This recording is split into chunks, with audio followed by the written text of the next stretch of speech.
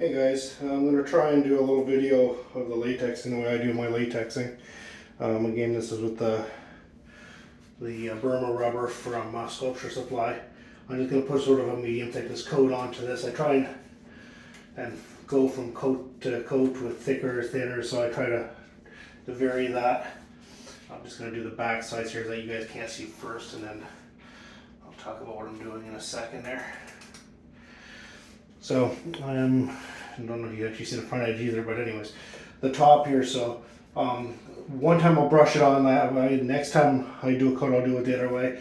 I'm not sure it really makes a difference that way. So to me, it makes a grain difference in the latex, even though it hasn't vulcanized. It shouldn't have that, but I feel myself that it helps.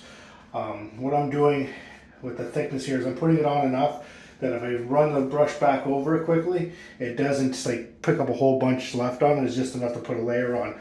That's a thin to light coat onto it. Now if I'm putting it on thick, I'm going to be putting it on and I'm going to be literally blobbing it on, and I can actually stamp on it like that. The brush, and it creates like almost like a frosting on the top. And that's how I do my thick coats, so to get them to a consistent thickness. Now obviously with the thick coats, you got to be really careful in the corners, so when this picks up on here, areas like this that you don't pull, you don't want to be pulling stuff in towards it because you're going to create a big pile of latex there. So you want to brush across. The one plagued problem with doing flat work or edges is that as you go this way, it undercuts this side of it here. So I guess you can't see that, so use this as an example. As you go across the brush like this, it undercuts the corner, and then you end up with this ledge, and this just keeps building out and building out, because as you come across you drag some off the top. Really hard to control that. Usually by doing the final dabbing across like this around the edges, it kind of puts an end to that problem. I'm going to do the ladybug here. I guess I'm giving you guys a great view of a toilet here.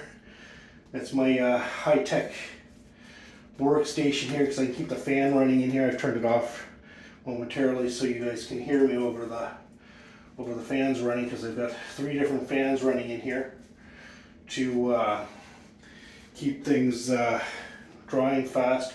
Haven't raised the temperature or anything. That's room temperature is actually at 20 degrees right now in the room. So the humidity is at 78.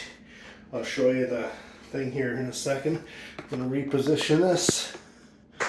Hopefully I can get this in a position that works. There's my Bugsy thing here.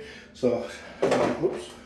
So as far as thermostats, I don't know if you guys can make that out or not, but that's where I'm sitting at in the room. I usually keep it a little bit warmer. Lately it's been pretty cool in our area, so we've had the windows open a little bit, and that's not helping with the heating of things. And the price of gas and hydro these days, as we all know, is not exactly the most pleasant thing to be wasting, so we're running it a little bit cooler right now. I will put the heater in here when I get to the last coat or two, and I will start cranking up. I'm in a basement, so I got cement floors, and they will take a while to hold some heat.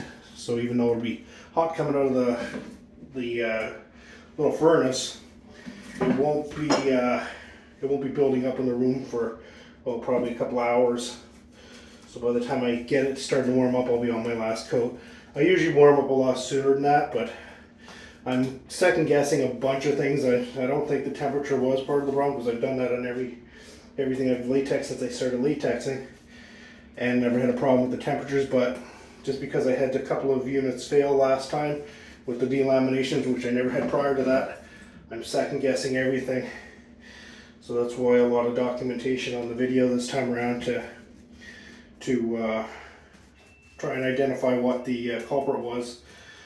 Personally, I think it was to do with the Sherwin-Williams shellac that I got. That wasn't an all-natural product. It was a synthetic blended product. So this time around, it's all with the Zinsser stuff. There's no, last time I also had some Hydrocal products that were bared on, or the latex was put on bare on them. So I haven't got any of that, so that's out of the mix. Again, I don't think that was any cause of the problem, but who knows?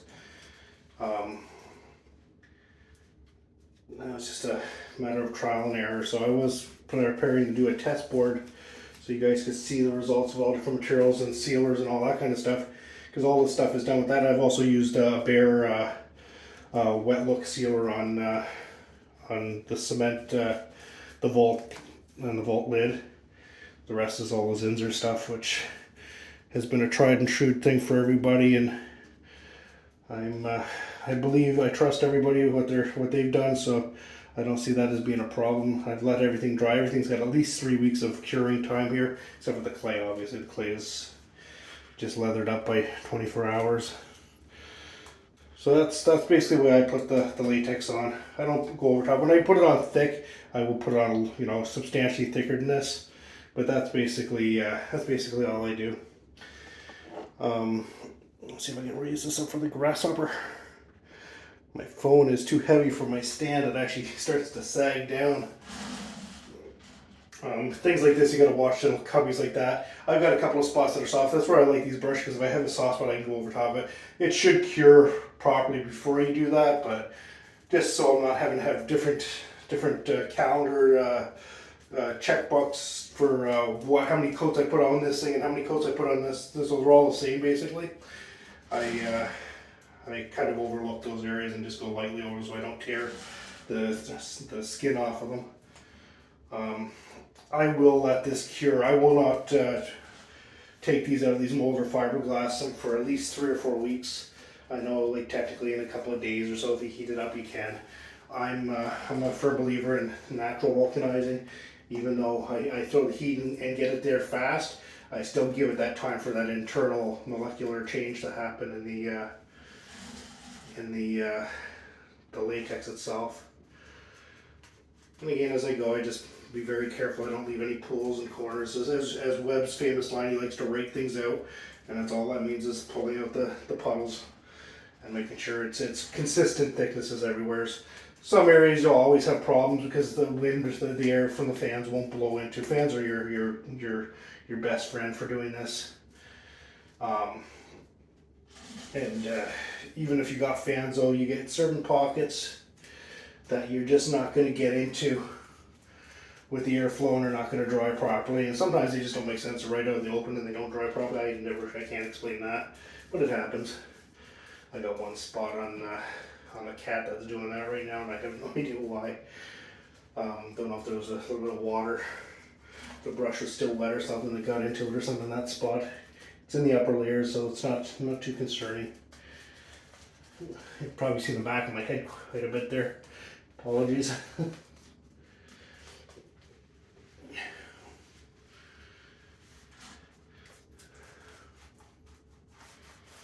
The other thing to be very careful as you go, I had to add on a little piece of cardboard here for distance. I didn't even notice that when I did it, is when you get into under areas like this, is to make sure that you're getting the upper part. And what I usually do is I'll puddle the latex onto it, and then I'll do the splatter up and down, and that usually gets me in all the spots. So I have nothing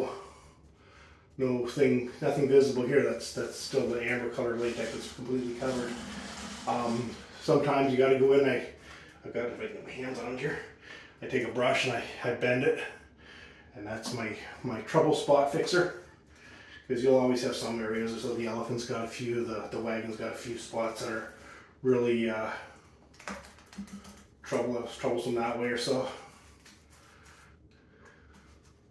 So I've got 8 things here, and one is a 2-piece, so technically 9 different things that I'm latexing. Other than the first 2 coats that take a while because they're soaking into things and the crevices really tightly. It usually takes me less than 20 minutes to put the coats on everything. Fortunately, I didn't think of doing the video until after I already done the wagon and the cat and the vault and the moon over there on the other side of me here. I got pictures of things just before I got the latex on them, so you guys get an idea of the dryness and stuff like that I look for.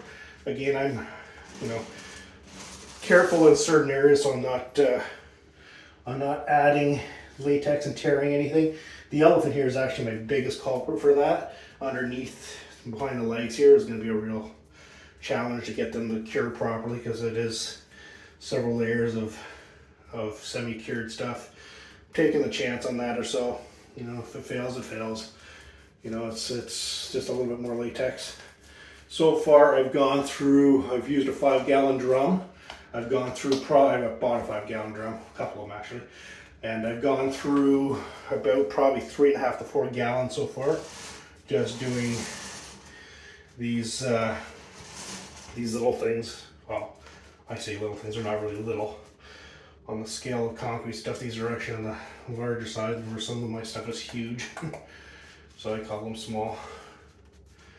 I find making the things, it's easier to make them with bigger structures, because you can get more detail into them.